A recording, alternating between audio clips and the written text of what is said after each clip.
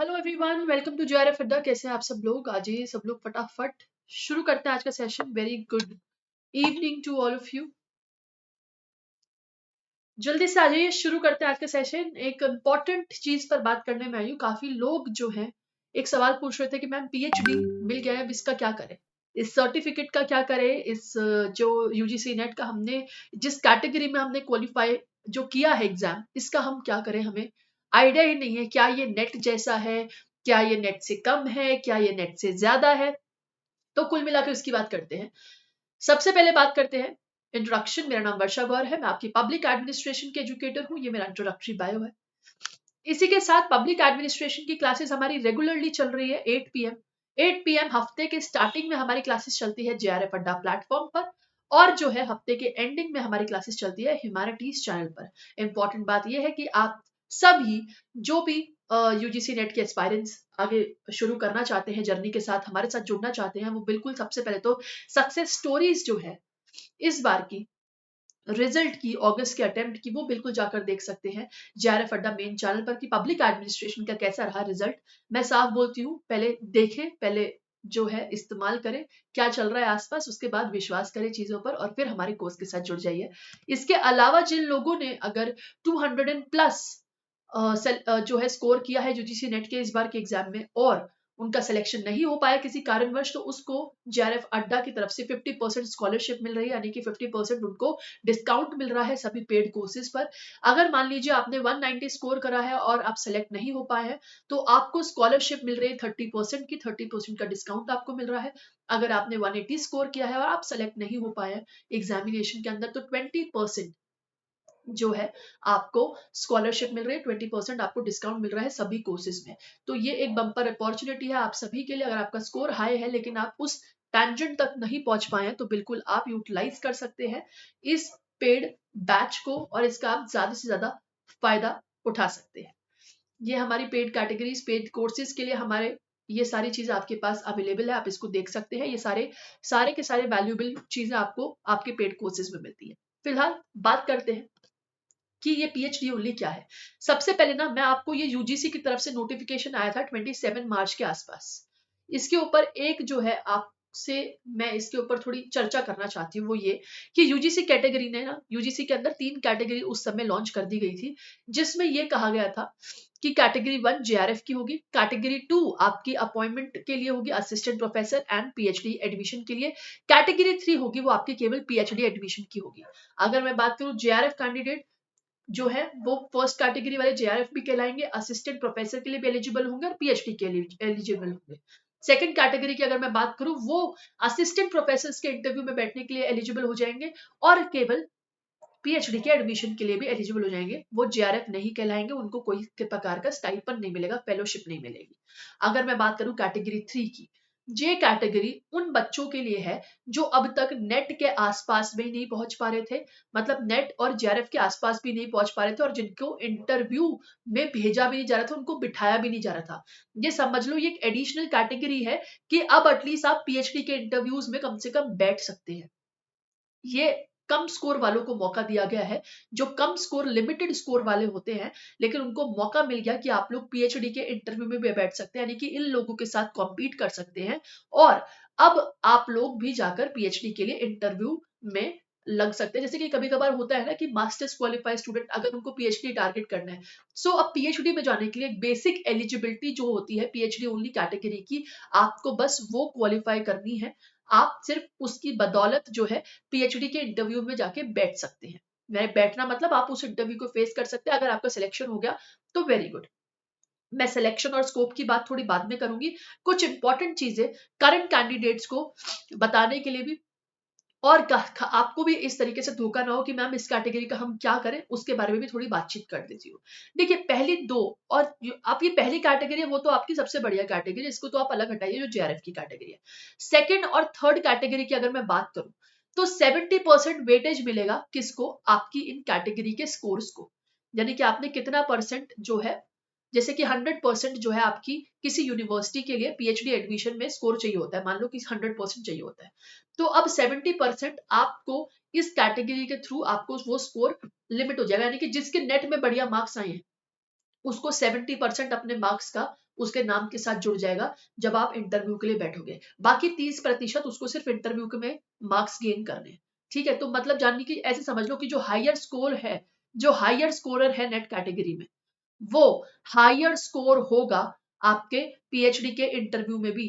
क्योंकि देखो, अगर मान लो किसी के नेट कैटेगरी में 190 आए तो इसका 70% ऑब्वियसली, और किसी का 180% आया, किसी का 170 मार्क्स आए हैं, तो 190 वाले का 70% जुड़ेगा उसके पीएचडी एडमिशन के स्कोर में, और बाकी 30-30% तो सभी के इंटरव्यू का होता है। ठीक है, इस तरीके से आप समझने की कोशिश करो। तो अगर जिसके 190 या जिसके एक्स्ट्रा मार्क्स आएंगे नेट कैटेगरी या पीएचडी वालों की कैटेगरी में, उसके 70% मार्क्स जोड़ना मतलब उसी की कैटेगरी से बहुत बड़ी बात हो जाती है मार्क्स जोड़ना।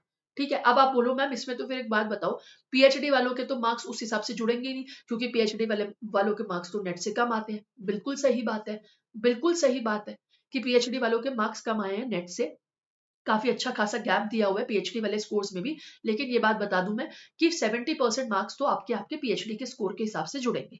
ठीक है, और इंपॉर्टेंट चीज ये है कि आपको 1 साल की वैलिडिटी है।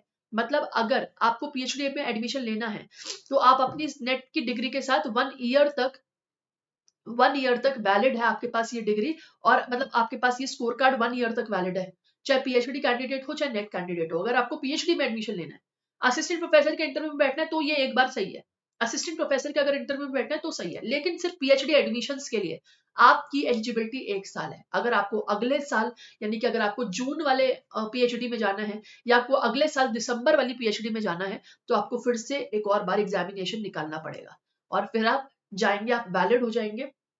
किसके लिए? आपकी उस साल की पीएचडी के लिए। यानी कि अगर 2025 में जून में या 2025 में अगर आपको क्या निकालना है, दिसंबर वाले पीएचडी में एडमिशन लेना है, तो आपके पास यूजीसी नेट जो है दिसंबर या जून वाला होना चाहिए। ठीक है, तो 1 साल की वैलिडिटी जून वाला, जैसे अगस्त अगस्त में जो बच्चों का नेट है वो जून तक पीएचडी में अप्लाई कर ले तो सही है, नहीं तो उनको दोबारा पेपर देना पड़ेगा। ऐसे ही पीएचडी ओनली कैटेगरी वाले अगर जून तक कहीं पीएचडी में फिक्स हो जाते हैं तो ठीक है, वरना उनको दोबारा से एग्जाम देना पड़ेगा नेट का, और दोबारा से उसके बाद उनका इवैल्यूएशन करा जाएगा। आई होप आपको बात समझ में आई होगी। ठीक है, कुछ चीजें इंपॉर्टेंट बता देती हूँ मैं, पहले तो ध्यान से सुनना। जैसे मान लो अब ये 2 कैटेगरी है, एक आपकी नेट कैटेगरी है, जैसे मान लो, और अच्छे से समझाती हूँ आप सभी को। जैसे मान लो ये आपकी 2 कैटेगरी है, इसमें एक आपकी नेट कैटेगरी आ गई है, और इसमें आपकी पीएचडी कैटेगरी आ गई, पीएचडी ओनली कैटेगरी। अब नेट वाले को तो जाहिर सी बात है पीएचडी से ज्यादा स्कोर मिलेगा, उसका 70% प्लस उसका इंटरव्यू का 30% जुड़ेगा, उसके फाइनल इंटरव्यू का 30% जुड़ेगा उसके किसमें, कि पीएचडी में एडमिशन उसका होगा कि नहीं होगा, उस हिसाब से। तो पीएचडी एडमिशन के लिए इनकी वेटेज ये रहेगी, पीएचडी के अंदर एडमिशन पाने के लिए किसी भी सेंट्रल यूनिवर्सिटी के अंदर एडमिशन पाने के लिए इनकी वेटेज ये देखी जाएगी, जिसमें यूजीसी नेट की स्कोर का इनका 70% लगेगा और इंटरव्यू का इनका 30% लगेगा। सेम यही चीज है आपके पीएचडी ओनली कैटेगरी के साथ। अब आप बोलो कि मैम नेट वालों को तो फिर तो ज्यादा मार्क्स मिलेंगे, ऑब्वियसली नेट वालों के ज्यादा मार्क्स आए। बिल्कुल सही बात है, आपका मानना बिल्कुल सही है। तो बोलो मैम पीएचडी वाले क्या घास काटने आए? ऐसा नहीं है। पीएचडी वालों के लिए अब देखो यहाँ पर क्या है। एक तो मेरा सिंपल चीज समझो कि इन केस अगर आपके नेट वालों से मार्क्स कम है तो भी आपके पास 30% वेटेज है इंटरव्यू के लिए। और एक और बात बता दूं कि यहाँ पर आपके रिसर्च प्रपोजल्स जो है ना बहुत बड़ा रोल प्ले करेंगे। रिसर्च प्रपोजल बहुत बड़ा रोल प्ले करेंगे, इसलिए मैं बोल रही हूँ कि अपने रिसर्च प्रपोजल पे अब काम शुरू कर दो। अगर आपका रिसर्च प्रपोजल बढ़िया है तो आपका प्रोफेसर आपको लेने में मजबूर हो जाए। इसलिए बोलती हूँ कि अब टाइम पास नहीं रही है पीएचडी की डिग्रियां। अब तक एडमिशन्स जो थे पीएचडी में हो सकता है चलो भाई ठीक है दे दिए, रैंडमली दे दिए, पर अब बकायदा जिसको नॉलेज है उसको मिलेगा इंटरव्यू का जो है, आपको प्रपोजल, रिसर्च प्रपोजल के माध्यम से आपको उसमें एडमिशन मिलेगा। अच्छा, अब काफी लोग पूछेंगे मैम फिर भी देखो, अगर इवैल्यूएशन के हिसाब से भी देख लो, अगर 70% मान लो हमारा पीएचडी का स्कोर है भी, लेकिन फिर भी नेट कैंडिडेट से कम है, तो बेटा जरूरी छोड़ना है कि इंटरव्यू में नेट कैंडिडेट को 30% में से 30% मिलने ही है। क्या पता इंटरव्यू में आप बाजी मार जाओ। इंटरव्यू का स्कोर अब जो है प्रोफेसर और सेंट्रल यूनिवर्सिटी बड़े सोच समझ के अपने हाथ से रिलीज करेंगे। वो इंटरव्यू में उसी को ही ज्यादा स्कोर देंगे जिसका रिसर्च प्रपोजल या फिर जिसका रिसर्च बैकग्राउंड उनको समझ में आता है। अब तक जो पीएचडी वाले बच्चे थे जो पीएचडी में जाना चाहते थे, वो अब तक इंटरव्यू में भी नहीं बैठ पा रहे थे। वो अब तक इंटरव्यू में भी नहीं बैठ पा रहे थे, ठीक है, क्योंकि एंट्रेंस एग्जाम देना होता था और एंट्रेंस एग्जाम में भी दोबारा से पेपर देके क्या होता था बेटा, छटनी हो जाती थी, आपकी छटनी हो जाती थी। अब आपको डायरेक्ट यूजीसी के थ्रू एक एग्जाम देके आना है और उससे आप इंटरव्यू में बैठ पा रहे हो, तो ये बढ़िया ही तो है। तो मेरे ख्याल से ये स्कोप दे दिया आपको, आप 1 साल के पास आपकी वैलिडिटी है, आपको स्कोप दे दिया है कि भाई अपने 1 साल के अंदर अंदर आप अपना एडमिशन ले लो, अदरवाइज आपको अगले साल दोबारा एग्जाम देना पड़ेगा। तो ये कुछ चीजें यहाँ पर समझने की आपको जरूरत थी कि आपको कैसे क्या करने की जरूरत है। अब क्या होता है, डिपेंड ये करता है कि पीएचडी के एंट्रेंस एग्जाम में, अब कभी कभार ऐसा होता है कि क्या पता पीएचडी वालों के लिए सीट रिजर्व्ड रख ली जाए, ये भी हो सकता है। देखो नेट वालों के लिए और पीएचडी वालों के लिए क्या पता सीट रिजर्व रख ली जाए, ये एक फायदा हो सकता है, लेकिन अभी मुझे आइडिया नहीं है इस चीज का। ये ऑटोनॉमसली यूनिवर्सिटी पे बेस करता है। जैसे कि मान लो, बोलो मैम ऐसे तो फिर सब लोग क्या करेंगे, जेआरएफ ही लेंगे। आपके मन में सवाल आ रहे होंगे कि ऐसे तो मैम क्या होगा, सब लोग फिर जेआरएफ कैंडिडेट को लेंगे भाई अपने अंडर। पर ऐसा जरूरी नहीं है। अगर ये रिजर्व वाला चीज हो जाए कि जैसे मान लो टोटल उनके पास 10 सीट खाली है, भाई 10% में से अगर उनको 7% देनी है, किसको, जेआरएफ वालों को, तो ठीक है समझ में आता है। 10% में से उनको 2% देनी है नेट वालों को, वो भी समझ में आता है। लेकिन 10% में से अगर वो 1% भी पीएचडी के लिए रिजर्व रख रहे हैं, तो भी बहुत बड़ी बात हो जाती है। क्योंकि बेटा ये कैटेगरी तो इससे पहले थी ही नहीं, अब तक तो केवल नेट और इस वाली कैटेगरी में से सिलेक्शन हो रहा था, समझ रहे हो। हाँ, एंट्रेंस एग्जाम के थ्रू ये लोग आते थे, लेकिन वहां एंट्रेंस एग्जाम की वेटेज भी इनको 50% एंट्रेंस एग्जाम की वेटेज होती थी और 50% इनको इंटरव्यू की वेटेज होती थी। अब यहाँ पर इनको एटलीस्ट 70% यूजीसी नेट की वेटेज मिल रही है और केवल 30% इनको इंटरव्यू की वेटेज मिल रही है। तो ये फर्क हो गया यहाँ पर। अब ये देखना है कि यूनिवर्सिटीज अपने रिजर्व्ड वाली सीट निकालती है या किस तरीके से इवेलुएट करती है, वो टोटली यूनिवर्सिटी पे बेस करता है, समझ रहे हो, वो टोटली यूनिवर्सिटी पे बेस करती है चीजें। अब रिसर्च प्रपोजल के ऊपर थोड़ा बात कर लेते हैं। देखो जेआरएफ कैंडिडेट, एक तो वो फेलोशिप लेकर आया हुआ है, ऊपर से बढ़िया स्कोर लेकर आया हुआ है, और सोचो अगर उसका रिसर्च प्रपोजल इंटरव्यू में बड़ा धमाकेदार है, तो फिर आप अपना रिजेक्शन समझो, जो लोग पीएचडी या नेट कैटेगरी वाले हैं, फिर तो ये समझो कि इसने मार ली बाजी। लेकिन वही आप, अगर आप नेट क्वालिफाई हो, अगर आप पीएचडी ओनली क्वालिफाइड हो, तो आप एक चीज समझो कि आपका रिसर्च प्रपोजल भाई बढ़िया है, बहुत बढ़िया है, आज के टाइम से रेलेवेंट है, और आने वाले 20 साल तक उसकी रेलेवेंसी और बरकरार रहेगी, ठीक है। तो आप ऐसे टॉपिक पर रिसर्च प्रपोजल बनाइए, कॉन्ट्रोवर्शियल नहीं होना चाहिए आपका रिसर्च टॉपिक, वरना आपको बकायदा बोलकर बाहर किया जाएगा इंटरव्यू से। कोशिश यही करना कि क्रिटिसाइजिंग ना हो, आपका रिसर्च जो आपका प्रपोजल रहता है वो आपका बढ़िया हो, ठीक है, और वो रेलेवेंट हो, वो आने वाले भी टाइम के लिए रेलेवेंट हो, वो मैटर करता है। तो आप जो भी होलिस्टिकली आपकी इंटरव्यू में आप कितना अच्छा जो है अपना इंटरव्यू प्रेजेंट करते हैं, आप अपना प्रपोजल कितना अच्छा प्रेजेंट करते हैं, वो डिपेंड करता है अब आपके फाइनली पीएचडी इंटरव्यूज में। अब आप पूछेंगे कि मैम रिसर्च प्रपोजल के बारे में थोड़ी गाइडेंस, एक बार लिखकर देखो, रिसर्च प्रपोजल्स बाय वर्षा मैम, जेआरएफ अड्डा, आपको बहुत सारी जानकारी मिलेगी, आपको बहुत सारी जानकारी मिलेंगी। आप अगर एक बार लिखते हैं तो आपको बहुत सारी जानकारी मिलेंगी, जिसमें मैंने काफी सेशन लिए हुए हैं। रिसर्च प्रपोजल कैसे बनाएं, रिसर्च प्रपोजल के लिए क्या चीजें पढ़नी जरूरी है, रिसर्च प्रपोजल के टाइटल कैसे बनने चाहिए, रिसर्च प्रपोजल का फॉर्मेट कैसे होना चाहिए, सब कुछ मैंने उसमें बताया, ठीक है। आई होप आपको थोड़ा आइडिया हुआ हो कि कैसे पीएचडी ओनली कैटेगरी वर्क करेगी। अब तक ये कैटेगरी ढकी हुई इसलिए थी, जिनको समझ में नहीं आ रहा कि मैम इस कैटेगरी का क्या करें, भाई अब तक आप इंटरव्यू में भी नहीं पहुंच पा रहे थे।